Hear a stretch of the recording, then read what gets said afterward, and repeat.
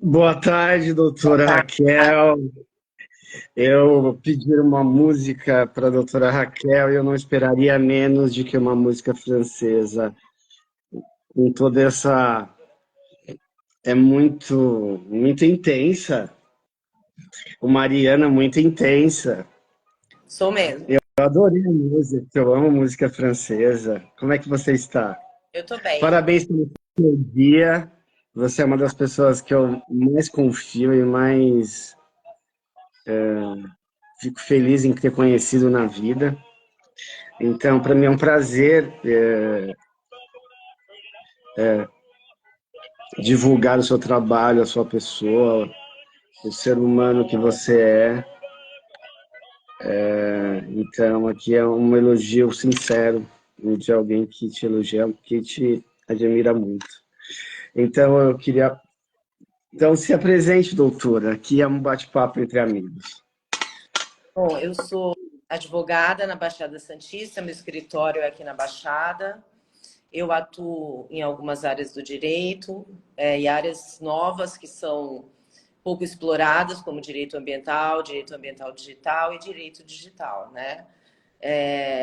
Dentre outras áreas, empresarial, família. Na verdade, a gente faz aí um pouquinho de tudo, né? Até a área militar eu atuo de vez em quando. Mas, além de ser advogada, aí já há 28 anos, eu também sou professora universitária, sou palestrante, sou escritora. E a gente vai fazendo aí uma série de coisas durante a vida. Eu sou muito... gosto muito de novidade, estou sempre atrás de coisas novas, não consigo ficar parada. Então, estou aí fazendo um MBA em inteligência artificial, daqui a pouco tem novidade também nessa área. E é isso, né? Então, a gente está sempre inovando. Eu gosto muito de mudança, né? Diferente da maioria das pessoas que não gostam, eu não. Eu gosto bastante de mudança. Acho que isso faz parte da vida e a gente tem que estar sempre antenado no que vem por aí.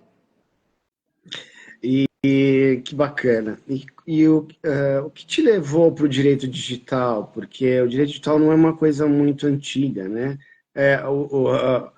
A tecnologia é já, tipo, eu estudo programação desde 87, que eu tinha 13 anos. Ainda com aqueles disquetes antigos, grandes, tal, chamada uma escola que eu nem, acho que não existe mais, mas acho que foi a primeira escola de cursos, assim, chama SOS Computadores, muito antiga. Lembro. Lembra? Eu tinha feito datilografia e aí tinha esse curso e eu fui fazer, foi incrível, porque eu também sou muito ligado em tecnologia, mas não como acadêmico, e você que é. E por que o direito digital? O que aconteceu? Então, quando eu fiz o meu mestrado, a área que eu atuei foi a área ambiental. E o direito ambiental não é só o direito ambiental natural que todo mundo conhece, né? Que são a vegetação e os animais. O direito ambiental é dividido numa série de direitos ambientais. Então, tem o direito ambiental natural, que é o que todo mundo conhece, o direito ambiental artificial, que é o das cidades, direito ambiental cultural, direito ambiental da biotecnologia, direito ambiental da saúde, que é com relação aos trabalhadores. E também estava surgindo, já no início, que eu comecei a fazer, a questão do direito ambiental digital. Então, na minha própria dissertação de mestrado, eu falei sobre direito ambiental digital já. Então, já comecei a estudar, saiu a lei do Marco Zero da internet, então ela já foi analisada por mim na minha dissertação de mestrado, e aí eu comecei a me interessar muito por essa área, e agora com a inteligência artificial, né, com a volta da inteligência artificial, porque na verdade a inteligência artificial existe desde 1957, só que ela teve, como eles chamam na área, primaveras e invernos, então ela está na nova primavera, né? E foi em razão das tecnologias que foram melhorando, porque como só tinha hardware, não tinha o software, os computadores não eram muito evoluídos, eles conseguiam fazer. E aí, com o surgimento do ChatGPT, as coisas começaram a melhorar, e aí agora, né, nós temos aí algumas previsões catastróficas, porque não são verdadeiras, sobre a questão da inteligência artificial simplesmente substituir o ser humano. Isso não vai acontecer nunca. Então, vamos, que incrível. Eu sei que a sua profundidade, o seu conhecimento é muito amplo, você já me deu vários exemplos, até que eu não conhecia, sobre como funciona esses novos modelos de inteligência, e até de ferramentas de trabalho, de várias coisas, de pesquisas, e até de como descobrir coisas, crimes e tal, que acontece na internet que você nem, que pessoas normais não entendem como é que funciona, e você tem tecnologias para isso, para perceber se a pessoa está usando ou não sua marca, o seu nome, a sua obra, né? Então, eu acho que isso é também e uma outra coisa que eu queria perguntar para você, como o foco é muito voltado para as mulheres e para o cotidiano, na sua visão, qual que são os maiores perigos e como se proteger das questões das redes sociais?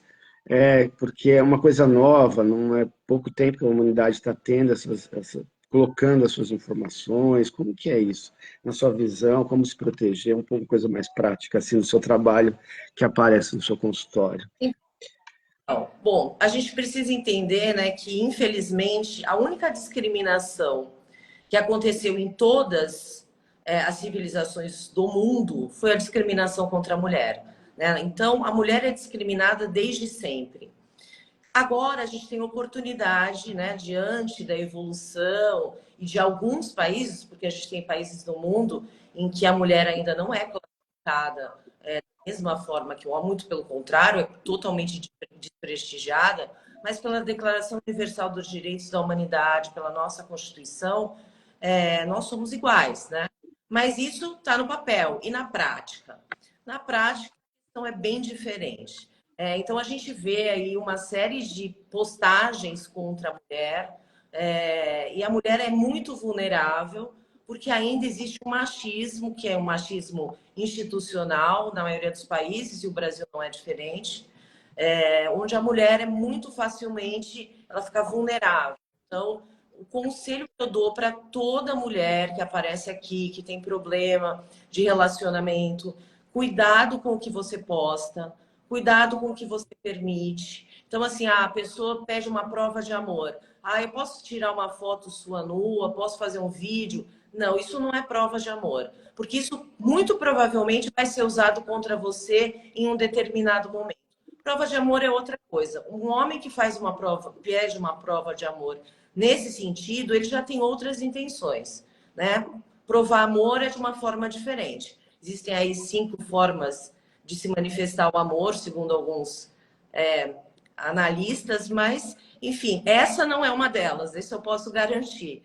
Então, muito cuidado com o que como você também se expõe na internet, né? Porque da forma como, e aqui não é uma crítica, mas se você se expõe muito, expõe o seu corpo na internet, você só vai atrair pessoas que vão querer usar isso e muitas vezes usar contra você. Então, alguns cuidados precisam ser tomados, né? Então, essa exposição de todos os lugares que você está, em todos os lugares o que você está fazendo, as pessoas podem postar, mas precisam preservar um pouco a sua individualidade. Hoje, com o direito digital, com as novas tecnologias, com os smartphones, a gente praticamente tem um grande Big Brother, né? É muito difícil a gente conseguir se manter sem nenhum tipo de exposição.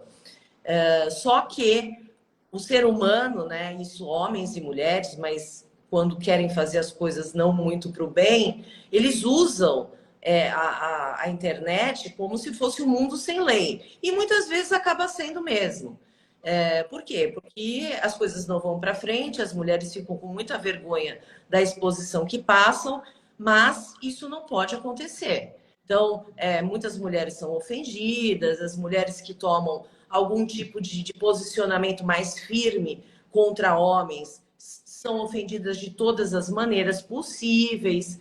E aí as pessoas precisam entender que a internet também não é um lugar para você ficar se preocupando com o que falam sobre você, né? É um lugar onde as pessoas elas imitam uma felicidade, imitam uma situação em que são poderosas e que podem, que vão fazer isso ou aquilo. Mas as ameaças, os crimes contra a mulher, eles são totalmente passíveis de ações penais a partir do momento que essa mulher se sente violada de alguma maneira, ou do ponto de vista psicológico, do ponto de vista sexual, do ponto de vista físico, inclusive. Então, essa exposição, né, que a mulher pode sofrer por um homem ou por uma outra mulher até, isso é passível de uma ação penal, né, uma ação penal condicionada. Então, a mulher tem que querer que esse processo vá para frente, na maioria das vezes, e aí, a partir daí, vai haver um processo. E a mulher hoje tem um peso, a fala dela tem um peso muito grande.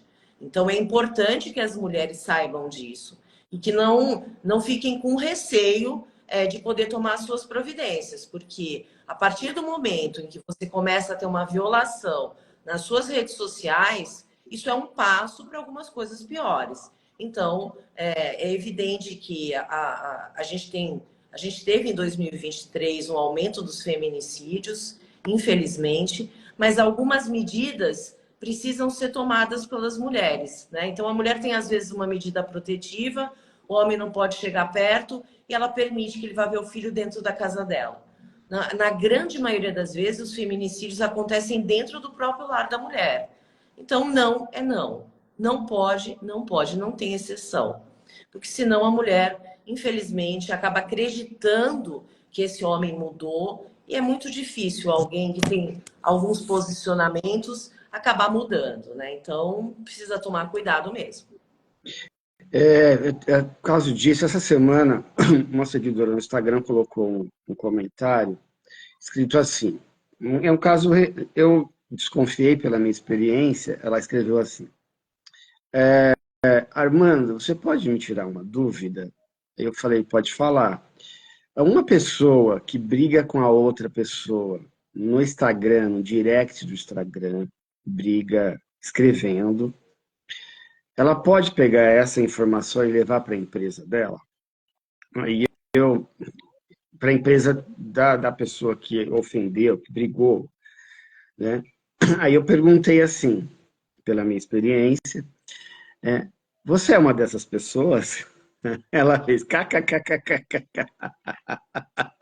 Você é uma dessas pessoas? E ela é uma pessoa, assim, ela trabalha numa área de comunicação, sabe, de TV, muito, muito famosa, a área dela, o que ela faz dentro, na parte interna, mas tem acesso a muita gente, a muita coisa, muito poder, e há muitos anos ela trabalha com isso, e eu já conheço, porque eu já tinha conversado com ela, e ela falou assim, sim, eu. Aí eu falei, olha, depende, porque eu preciso olhar a mensagem, o que você disse, o que ele fez, tipo... Então, por quê? Porque uma coisa pode você, até achando que está brigando, mas provocando, e aí o outro se sente, e aí gera uma briga, um mal entendido. Depende muito, que a gente fala no direito, do dolo, da vontade, né? E aí o outro foi lá e levou para a empresa. Então, expôs ela, tipo, aí tipo, ela falou assim, pode ou não? Eu falei, olha, eu preciso de uma consulta com você. Ela riu, eu falei assim, tal. Porque não dá mesmo para gente, como advogado especialista, você que é advogada sabe, porque assim, é muito complexo, principalmente o dolo. Como que prova o dolo ali? Tem, não é? Ó, então vamos tentar entender. Em regra, não pode expor. Pode. Então, Mas eu não sei o que aconteceu ali. Então, em regra, qualquer briga, qualquer coisa, mesmo que se ofende, você não pode levar para isso, né? Tipo, então, Isso isso é ele privacidade, intimidade, é várias coisas. Então, mas eu não posso entender o que aconteceu, o que ela fez ali, se ela chantageou, se ela. Porque como ela está de uma empresa pública, ela deve. Eu acho que é uma relação de namoro virtual, eu acho, sabe? Pela minha experiência. Então, tanto que ela não quis, eu acho que ficou com vergonha, não sei, Acontece muito isso, né? Mas não pode. Então, em regra, não se pode. Você vai para a justiça, pede indenização, faz coisa. Mas expor a empresa dela e ela, que é uma pessoa, tem, entre aspas, dentro desse mundo da comunicação muito famosa, não pode, né? Então, mas então, por isso. Então, quando você está falando dessa questão, isso é a novidade, isso é o que está acontecendo, e você trabalha numa área que é fundamental, e as redes sociais só deram vazão mais para isso explodir. Mas fala um pouco das questões da empresa, do seu trabalho de consultoria, das questões do direito digital para as empresas, que eu sei que você tem um trabalho assim voltado para as empresas que as pessoas nem conhecem, sabem que isso existe e o que pode ser feito. Então, a inteligência artificial, né, essa nova tecnologia, automação, as pessoas têm usado de uma maneira que não é uma maneira adequada. Então, isso gera, mesmo sem uma legislação específica ainda, isso gera uma série de problemas quando a gente está tratando do que nós conhecemos como dados sensíveis. O que são dados sensíveis? Você pegar os dados da pessoa e expor esses dados. Então, você vai fazer, por exemplo, você quer saber quantas pessoas consultaram o seu site. Aí você pega uma inteligência artificial pública, que vai pegar esses dados depois e vai levar para frente e coloca, sem a devida preocupação, esses dados para saber se houve retorno, se não houve, como é que isso está acontecendo. Então, as empresas estão sofrendo já algumas ações porque elas estão tornando público dados, em razão da Lei de Proteção de Dados, que são sigilosos. E aí, já baita de uma indenização, elas podem ser multadas administrativamente, além de indenizações de quem teve os seus dados expostos, né? Isso acaba gerando um dano que você não consegue nem limitar quantas pessoas foram expostas. Então, isso acaba indo para a questão do dano coletivo, e isso tem causado uma série de problemas para as empresas, porque aí a imagem da empresa fica completamente comprometida. E hoje em dia a gente sabe que dados, né, é a joia mais importante que o mundo tem hoje.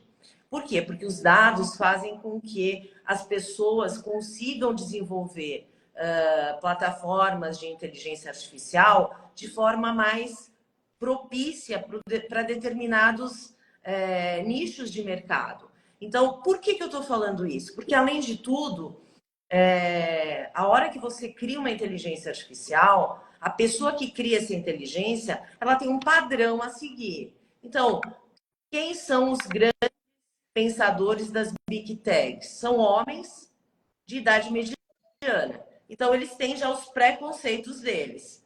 E brancos. E aí, o que acontece? Você acaba causando uma série de problemas sérios, graves, com relação à discriminação. Então, você aprofunda as discriminações, você faz com que, por exemplo, alguns países do mundo já lidam com reconhecimento facial para a área criminal. Acontece que... De câmeras públicas, né? De câmeras públicas, né? Usar tudo isso, né? E aí, como é que você reconhece? Então, a inteligência artificial tem problemas em reconhecer os rostos femininos, os rostos dos negros, dos pardos. E aí é mais fácil de você afundar e agravar o preconceito que a gente sabe que já existe na área criminal ainda mais. Então, você vai condenar mais pessoas de peles que não são de pele branca em razão de um defeito da inteligência artificial. Por isso que a inteligência artificial na área de segurança e na área jurídica e médica, ela tem que ter muita relevância, porque as questões éticas são muito importantes e as empresas não estão preparadas para isso. Então, a consultoria é no sentido de como eu vou fazer para poder utilizar dessa ferramenta, desde Barrar que para funcionar numa loja, né? Na empresa, né? principalmente com os profissionais autônomos, clínicas de saúde, de odontologia, de arquitetura, os advogados, os contadores. Por quê? Porque eu preciso saber de que forma que eu vou projetar isso. Senão, nós vamos ter uma série de injustiças cometidas. E isso é um problema extremamente grave. Além de vazar dados, porque as pessoas não se preocupam e vão fazendo, vão implementando essa inteligência nas empresas sem um planejamento, sem profissionais que conhecem, e muitas vezes os profissionais que geram as plataformas também não têm conhecimento da área jurídica, da área da ética, e isso acaba gerando uma série de problemas. Então, é por isso que eu estou fazendo aí um curso para poder fazer mais consultorias nessas áreas, porque as empresas, infelizmente, elas querem, né? Existe aí 98% de manifestação das empresas querendo implementar inteligência artificial dentro das suas empresas, não é? Dentro do seu cotidiano, só que elas precisam saber como vai fazer isso. Não é tão simples assim, porque às vezes algo que pode vir para melhorar e melhora e ajuda desde que você conheça o mecanismo, vai acabar piorando e causando uma série de consequências graves dentro dessa empresa, que pode ter a sua imagem completamente distorcida em razão de um problema que ela mesma criou. Tá, entendi, que incrível. É muito interessante, cada dia mais importante esse tipo de trabalho, né? Uma outra questão que eu queria, que é um pouco mesmo, isso um pouco me assusta, mas também como que a senhora vê a senhorita, porque a senhora está procurando amores, né? Uma mulher apaixonada. Então, senhora é a sua mãe, como diz. Mas é pelo respeito também. O, a questão da computação quântica, a revolução o pessoal acha que a revolução é o computador, esses grandes servidores, é a computação quântica que vai fazer trilhões de cálculos em menos de um segundo, é, vai ajudar muito essa questão da proteção, mas também para também destruir também coisas, quebrar também, tipo, vai ter que ter um computador quântico para também bloquear. Então, assim, né, que é uma tecnologia muito cara, e aí eu tenho um pesquisador de tecnologia que eu estava assistindo, que ele falou assim, olha, aonde que você vai investir as suas ações em empresas de tecnologia? Ele falou, não, em farmacêutica. Quem está mais investindo em computação quântica é as indústrias farmacêuticas, porque você não vai precisar testar, você vai simular coisa com os dados que já tem, coisas de sangue e tal, você vai criar coisas muito rápidas. Elas estão trabalhando nisso, desenvolver até a questão do genoma, como que você mapeia. Ele falou, ó, quem está mais investindo em computação quântica é as empresas farmacêuticas. E é uma caixa de Pandora que vai se abrir, né? Que ninguém sabe, tipo, vai ser uma coisa incrível, mas né, já tem esses computadores aí que são bem eficientes, que fazem cálculos que a humanidade, que com um computador, um supercomputador, demoraria 300 milhões de anos, né? Ele faz em alguns segundos, já tem testes disso, né? Então, como é que você vê isso? Bom, o que a gente tem que entender é que o que é esses computadores, o que a questão de toda essa nova tecnologia, o que ela imita? Ela tem sistemas neurais, né, da computação, através dos softwares, que são equações matemáticas. Ponto. Então, não existe, não. E ela imita os nossos neurônios, né, e as nossas recepções neurais também. Então, na verdade, o computador é uma imitação do nosso cérebro. Acontece que nós não temos limitações. O computador tem. Nós temos um poder de criar do nada. O computador cria do que já existe. Então, é diferente. Ah, mas vai ter uma mudança, ele vai acabar criando. Então, ele vai criar desde que tenha um comando. Né? Por quê? Porque existe uma preocupação muito grande, e até por uma questão de segurança do mundo, que nós não criemos agentes autônomos, que são aqueles que não precisam do ser humano para poder funcionar. E por uma coisa muito simples: se você criar uma série de drones autônomos que levem armas, bombas e tudo mais, você acaba com você pratica um genocídio em 10 minutos. Então, a grande preocupação é exatamente essa. Por isso que se discute algumas questões dentro da tecnologia para que isso não aconteça. E com relação ao mercado de trabalho, é a mesma coisa, né? O mercado de trabalho, até para que as pessoas possam consumir. O que adianta as big techs terem desenvolverem várias plataformas se eu não vou ter dinheiro para poder comprar? Então, é evidente que vai ter reserva de mercado, é evidente que o ser humano não vai querer ser atendido por uma máquina. E a experiência básica que a gente tem nisso é quando você liga e só tem a inteligência artificial do outro lado e você não consegue as respostas que você quer. Então, as pessoas ficam muito irritadas. Então, o ser humano não vai ser substituído. Algumas profissões vão terminar, não vão existir, e outras vão surgir.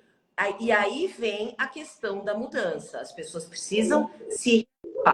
A primeira grande revolução que a gente teve foi a industrial. Então, aquelas pessoas que não tinham nenhum tipo de conhecimento para poder ter para poder sobreviver, tiveram que ir atrás do conhecimento. Dessa forma, como nós já tivemos um ano, né, a sociedade internacional teve uma experiência que aí nós tivemos quase de muitas pessoas totalmente abaixo da linha da miséria, né, numa incapacidade de se recolocar no mercado. Hoje já existe preocupação com isso. Então, na verdade, as pessoas precisam entender da tecnologia para fazer com que ela trabalhe para você. O que não pode acontecer, eu não gosto, não quero, não vou entender nada disso, porque aí realmente vai ficar muito difícil. E, infelizmente, falando isso para daqui a 20 anos, eu estou falando isso para daqui a 3, 4 anos.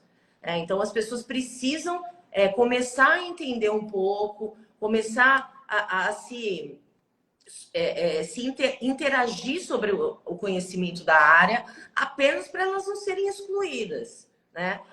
O Brasil, por exemplo, forma 1.000 técnicos em TI, né? Nós já temos um déficit absurdo. Nós precisamos formar 150 mil, o dobro.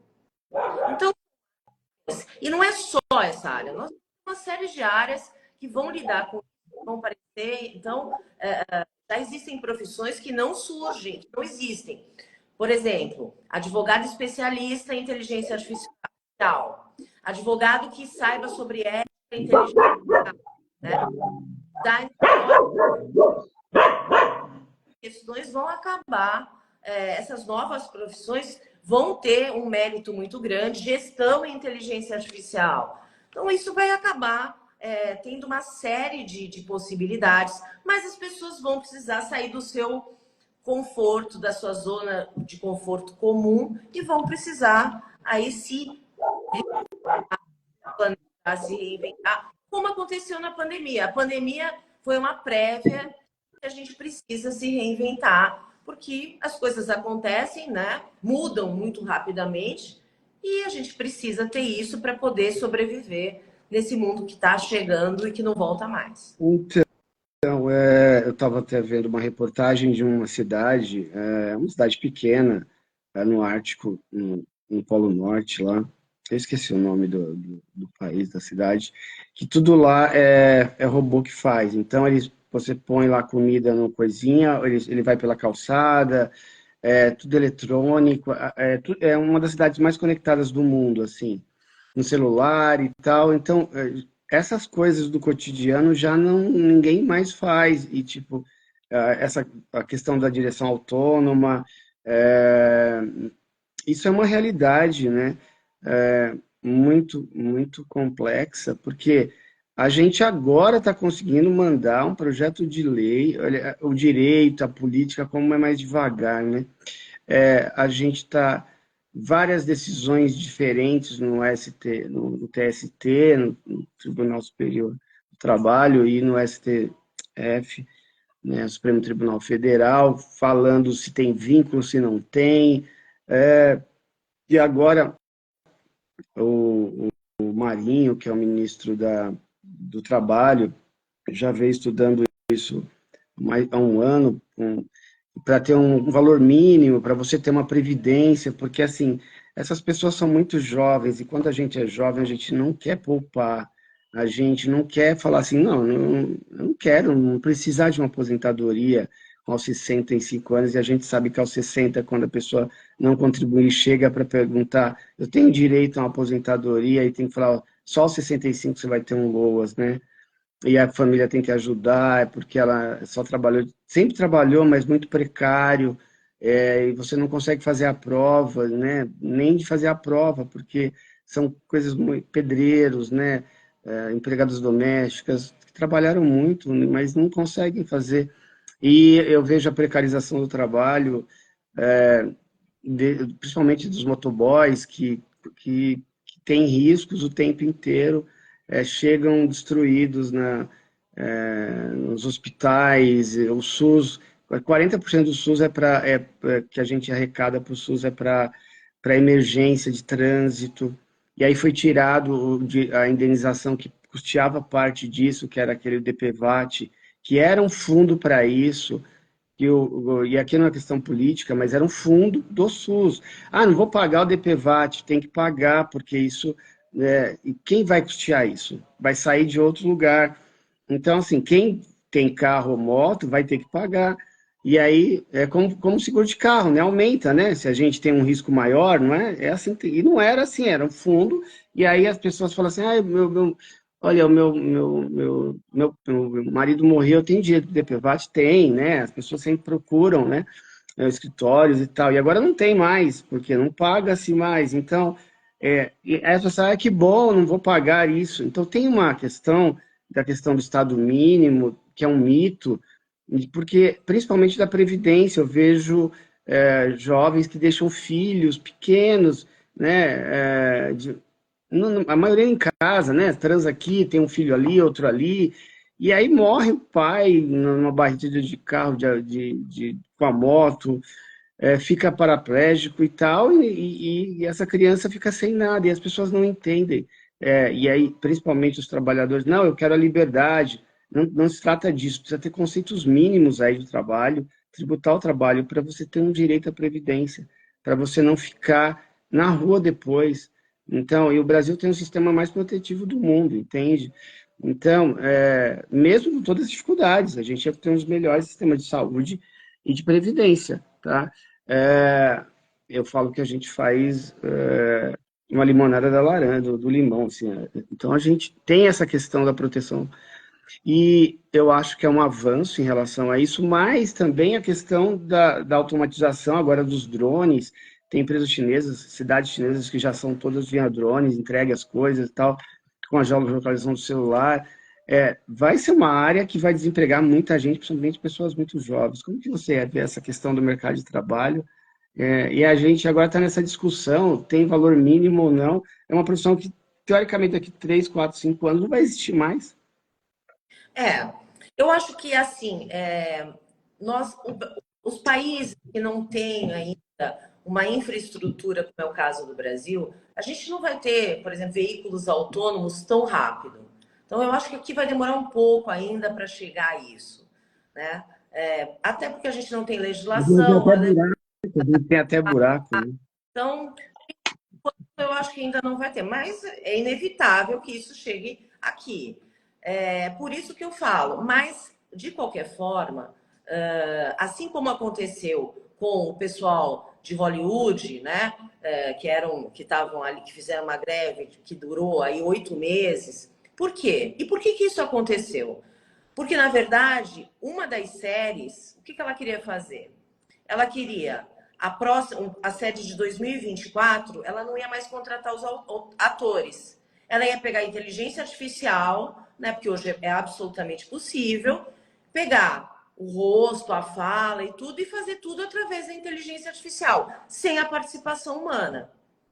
E aí, imagem, direito, né, o direito autoral da tua performance. E aí eles fizeram uma greve e falaram, não, ou a gente reserva uma parte do mercado... Os roteiristas, viu? Porque os roteiristas não precisavam mais escrever o próprio computador. Exatamente. Os atores, as que faziam o cinema, né, a figuração. Por essa parte. Então, de repente, você tem uma classe inteira artística. Veja, nós não estamos falando nem de uma coisa, é uma coisa que é pessoal, é muito personalíssima. É a arte. E aí você... E é muito especialista, né? E a gente está falando da indústria de Hollywood, que é um dos maiores do mundo, né? E aí dominam um acordo, né? Que apenas 30% pode ser feito através das máquinas, através da inteligência artificial, de forma automativa, e aí o resto não, tem que ser o trabalhador que tem que fazer. Então, eu acho que isso é uma situação que vai acontecer em todas as áreas. As pessoas vão querer que uma reserva seja feita apenas, então, somente pelo ser humano. Até porque, e aí vem a questão da educação, que na minha opinião é a mais importante de todas. O que está acontecendo? Países como a Holanda, Suécia, já não estão mais permitindo computadores na sala de aula. E por que isso? Porque se chegou a uma pesquisa que quanto mais você utiliza fontes de computador, a inteligência artificial, o ChatGPT e todas as outras plataformas que já existem, você tem sempre um texto e você tem sempre uma educação mediana, medíocre, todas iguais. E você faz com que o aluno nunca pense fora daquilo. Então, a criação, né, que é o mais importante da educação, o senso crítico, isso se perde. Então, isso é uma sociedade da inovação, que precisa do novo, né? Como é que vai conduzir? Repete o que já existe. E a criação, a inovação, elas ficam de lado. E isso faria, né? Ou para os lugares que aceitarem isso, vai fazer uma sociedade toda mediana. As pessoas com o mesmo tipo de conhecimento, com as mesmas ferramentas, e você vai ter uma sociedade que não evolui. Então, isso é extremamente perigoso. Por isso que já existe essa tendência de que os computadores realmente não sejam mais a fonte, e sim os livros, onde você lê a sua imaginação, cria, a esse sim seja a fonte de aprendizado novamente. Falando disso, de criação, né? Eu acompanho muito cosmologia, e o James Webb, que é um telescópio, um dos mais que está conseguindo ver o universo profundo, as primeiras galáxias. E aí, tudo que a gente está, que o James Webb, novos telescópios criando, o Einstein já previa que estava certo. Então, imagina, a gente não conseguia nem ver, a gente já, tipo, há 100 anos atrás, tinha um óculos normal, era aquela ali, tipo, e ele via o céu e tal. E o Einstein cria, do nada, toda essa teoria, que é com base em matemática, né, com base no aprendizado mesmo, de estudo, né, de juntar várias questões da gravidade, da física, da matemática, que é intermodisciplinar, né, a criação não passa por uma coisa só, né. E aí o Einstein está sendo provado as teorias dele todos 100 anos depois, tudo que ele já previa. Então, quando você tem uma educação realmente analógica, mas que foca na pessoa, né, pode até ter digital para ajudar, mas não para facilitar, né? Essa coisa do facilitar, o ser humano não sabe lidar com isso, né? A gente se adaptou porque a gente teve dificuldades, né? Então, a questão não é o facilitar, né? A questão é que você acaba tendo o quê? O jovem não pensa mais, não quer mais ler, né? Então, você tem uma dificuldade, ele não consegue interpretar, você dá um texto e ele olha, lê e ele não consegue passar para o papel que ele leu, né? Que são os analfabetos funcionais, em alguns graus diferenciados. e eu vejo isso, sinto isso na minha pele. Então, quando eu pego o aluno no primeiro ano, de qualquer curso que seja, eles realmente têm uma dificuldade absurda para conseguir explicar para você o que ele está lendo. Então, se ele não. E outra coisa, né? Também que inclusive eu já estava falando sobre isso e vi outro dia um especialista na área falando. Não adianta eu ter pessoas criadas em tecnologia se as pessoas não conhecerem de comunicação. A língua portuguesa, a língua inglesa, a língua. Por quê? Porque se você não dá o comando certo, não sai o produto correto. Porque a inteligência artificial só funciona dando o comando correto. Vamos, deixa eu falar, deixa eu vender um pouco do jabá, eu não sei se você pode ou não. Vai ter até às 17 horas, vai ter uma live com a doutora Eliane Mendes, que é uma médica, uma cliente minha, e ela está fazendo um projeto de telas, né, e pediu para se eu escreveria sobre direito digital, sobre tela. Eu falei, olha, eu não escrevo, mas tem uma parceira minha de trabalho, que eu confio muito no trabalho dela, acho que ela pode ajudar. Você pode falar sobre isso ou não? Ainda não.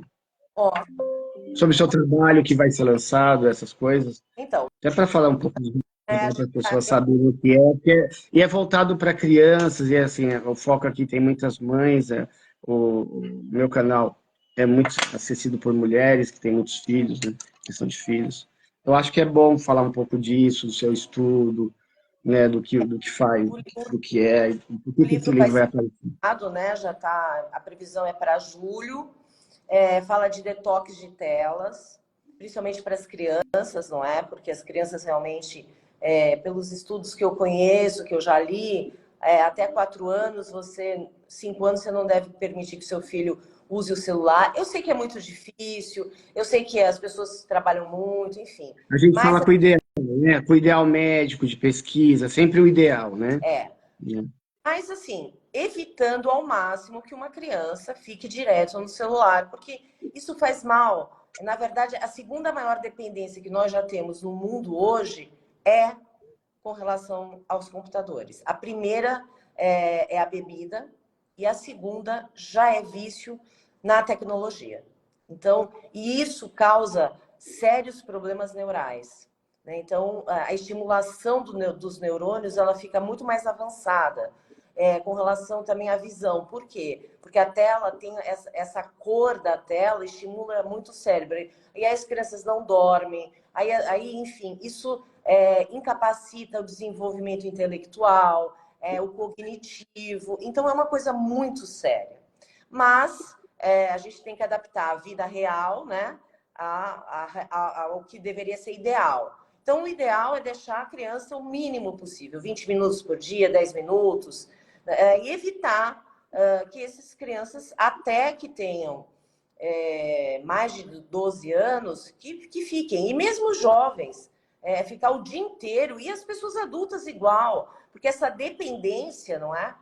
Das telas, a dependência de olhar o que o Facebook está passando, o que o Instagram está colocando, quem curtiu o quê, né? Eu acho isso muito engraçado. Não, o fulano... A gente está preocupando muito com a vida do outro e esquecendo da nossa, né? Não, E a gente o meu marido, meu namorado, curtiu a foto de uma mulher. Gente, mas assim, a pessoa tem tempo de olhar isso, porque eu não tenho. Então, e também não me preocupo, né? Acho que isso é uma... A doutora Renata, que é uma fono bem famosa, ela vai fazer a live às 18. Ela falou, há 20 anos de trabalho com desenvolvimento de fala, porém, atualmente, a intoxicação digital da criança está causando atraso na fala. Porque ela fica presa ali, né? Depois ela vai falar sobre isso. O tema é sobre isso, sobre fala, dificuldade. Mas é interessante, porque tem a ver com o seu artigo, com o que você estudou e com o livro, né? Porque, na verdade, o que eu falo? Eu falo justamente da educação. E aí eu digo uma coisa muito séria. Por exemplo, o TikTok, né, que é a plataforma hoje que mais alcança as pessoas, ela não roda, ele não roda na China. E ele é chinês. Ele não roda na China. Então, o Ocidente está se tornando medíocre perante o Oriente. Lá na China tem um aplicativo que é parecido, mas com uma coisa. menores de 18 anos não podem acessar esses aplicativos. Se os pais foram pegos permitindo, eles sofrem um processo. E na China a coisa é complicada, né? Tem pena de morte, tem pena de morte. Então, o que acontece? Assim, o que a gente percebe? Existe uma preocupação com a juventude chinesa, que não existe no Ocidente. Então, é algo para a gente pensar, né? A China ainda juntos já formam 1/3 da população mundial. E ainda com esse tipo de preocupação, nós temos que pensar, porque eles vão estar anos-luz à frente das gerações que estão vindo por aí. Que interessante. Então, muito bacana, incrível o seu trabalho. Olha, tem 7 minutos para acabar a live. Eu quero deixar você livre para falar sobre o seu trabalho, sobre os seus projetos, o que você quiser falar. Porque passou voando, porque falar com você é sempre uma experiência muito rica de conhecimento, aprendo muito. E você tem toda a liberdade, sempre. Bom, primeiro, obrigada, né, por ter aqui me convidado, é sempre um prazer. Na hora de ter um almoço, eu falei, olha, quero fazer live de empresas, não vou ver com ninguém. Então. Bom, gente, primeiro, né, eu quero parabenizar todas as mulheres, um ótimo dia. Eu sempre digo isso, a gente não deveria precisar ter um dia nosso, mas a gente tem, porque infelizmente nós somos vulneráveis, né? Mais vulneráveis que os homens.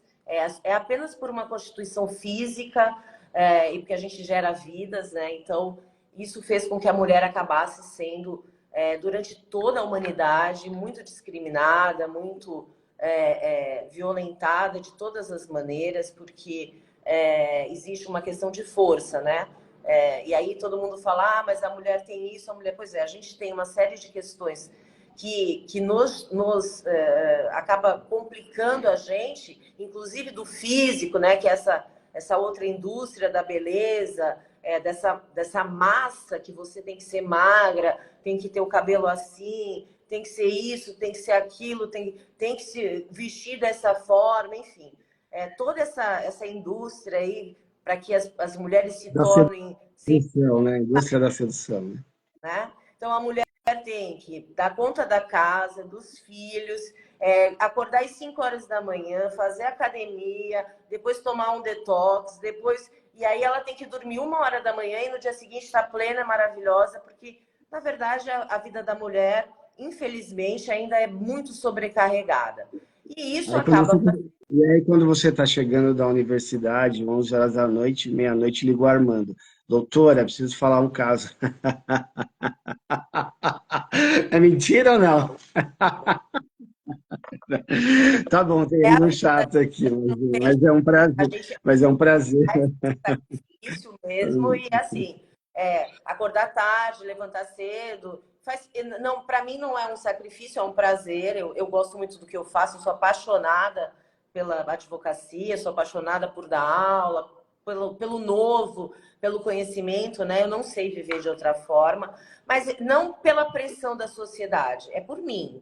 Então, assim... Mas então, você está numa época, eu falo que a crise do homem moderno vem da sociedade da tecnologia, que as mulheres têm paciência de ficar um dia inteiro numa pós-graduação, no mestrado, estudando, e o homem não tem muito, são perfis, e a mulher está dominando essa questão do conhecimento, mesmo ganhando menos, mas assim, é um processo que parece que não volta mais, não. Acho que as mulheres chegaram para ocupar um espaço que é sempre delas e que os homens, de certa forma, tiraram pela força, né? O que você acha disso? Eu também acho. Eu acho que hoje a mulher está em qualquer campo do mercado de trabalho. Por exemplo, setores que eram exclusivamente masculinos, como aqui eu moro em Santos, né? O setor portuário, hoje está lotado de mulheres em todas as profissões. Você vê a mulher lá puxando a corda, você vê por quê? Porque tem preparo físico.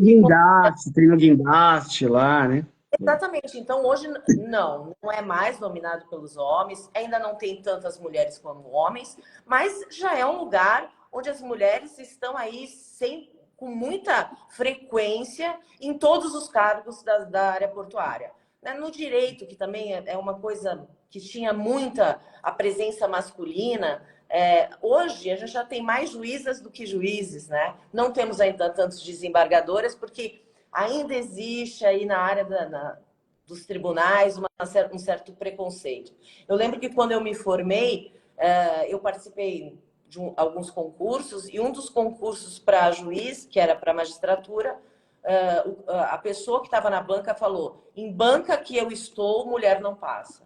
Então, a gente ainda tinha isso como...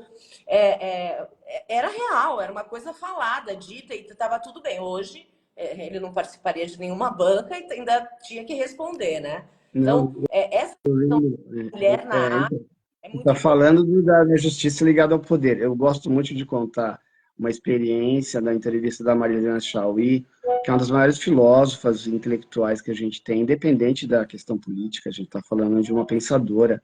E na década de 60, quando ela termina a graduação dela e vai fazer os estudos dela, ela é convidada para dar aula.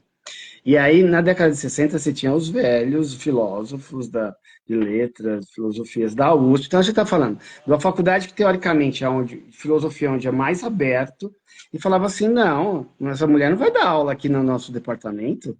Tipo, na década de 60, ela sofreu muito, ela jovem, né, porque ela fez uma questão acadêmica, e ela disse, tipo, que sofria muito preconceito dos professores, que, tipo, que mulher não pode dar aula. Então, você está falando de uns lugares onde uma das faculdades melhores do mundo, que desenvolve, que é de melhor de tecnologia, de pensamento crítico, mas você tem essa questão do machismo, que você fala assim, como é que você lidar? Então, a gente está falando agora, depois de 60 anos disso, né, provavelmente quando ela começou, mas é muito complexo, né? A gente está... parece que foi ontem, mas não, isso acontece ainda hoje, né? Como você passa no concurso. É uma coisa real mesmo, né? E assim, a minha própria experiência como advogada, eu sou autônoma, o escritório é meu. Quantas vezes eu ouvi isso? Não, mas quem é seu sócio? É seu pai, seu marido? Eu falei, não, você não entendeu, o escritório é meu. Não, mas você trabalha com quem? Eu falei, não, o escritório é meu, sou eu a advogada. Não, não, mas você herdou do seu pai? Assim, é Tem, difícil. tem um homem aí, senão eu não confio em você, né? Você é burra. Tipo, tô Mulher, brincando. eu Mas e é uma coisa real, né? Você passa por isso, né? Ainda com esse machismo. sim. Doutora, mas eu quero que você termine, porque é 1 hora, eu não quero terminar seu tempo, eu sei que você dá aula hoje, eu sei de como é o seu trabalho, então era só um bate-papo, era um agradecimento também, um elogio também, divulgar o seu trabalho, porque você tem um trabalho incrível, as pessoas precisam conhecer. E a pessoa é incrível que você é também. Obrigada. Bom, eu quero dizer, né? Estava falando sobre as mulheres. Então, assim, não desanimem, não se deixem automutilar, né? A mulher às vezes escuta, isso também é muito comum, e em qualquer faixa etária, em qualquer nível de escolaridade, em qualquer faixa econômica que a mulher esteja. Muitas vezes você está do lado de uma pessoa e essa pessoa quer te desmerecer, quer dizer que você não pode, que você não é capaz. Não acreditem em nada disso, né? Nós somos capazes, assim como os homens, não há diferença nesse perfil, mas o homem muitas vezes tem a mulher do lado que apoia. E é raríssimo o inverso acontecer. Por quê? Porque o homem tem medo que você se sobressaia e largue ele, certo? Então, assim, não deixem ninguém menosprezar a capacidade que vocês têm, a capacidade que vocês têm de ser mulher, de ser mãe, de fazer aquilo que vocês querem. Façam, não se culpem, porque, eu sou mãe, então eu vou deixar meu filho. As crianças crescem, as crianças entendem, as crianças vão ser, tem um bom, eu sempre digo isso. Eu fui mãe, criei o meu filho sem ter muito apoio. E o que eu digo, não é a quantidade de horas que você está com seu filho, é a qualidade. E isso é absolutamente certo. Tem mães que não trabalham e que não têm uma boa qualidade de vida, de hora, de momento com seus filhos. Então, assim, lutem, não abram mão das suas vidas profissionais. Hoje, a gente sabe que as mulheres não têm direito à pensão. Então, a vida fica muito complicada. Então, tenham seus projetos pessoais, façam isso de forma bastante serena, né? Não precisam abrir mão da vida pessoal de vocês, mas saibam que vocês são muito importantes e vocês têm que se amar para poder conseguir amar alguém. Né? Isso não é egoísmo, mas é uma centralização que precisa acontecer. As mulheres, a hora que elas entenderem o poder que elas têm e como elas podem efetivamente mudar muita coisa e se unirem, né? Também não ter essa disputa entre as mulheres, nós teremos uma sociedade muito melhor formada. Muito A equilibrado, criação né? também vai acabar com o machismo. Se você tem um menino e um menino, cria igual. Não faça distinção, porque a gente ajuda a minimizar os efeitos do machismo na sociedade. Então tá bom, bom almoço. Eu não estou aí para comer peixe, mas logo, logo eu irei. Então tá bom, muito obrigada. Uma boa tarde para vocês. Tchau, tchau. Tá, muito obrigado, doutora. Tchau. Tchau.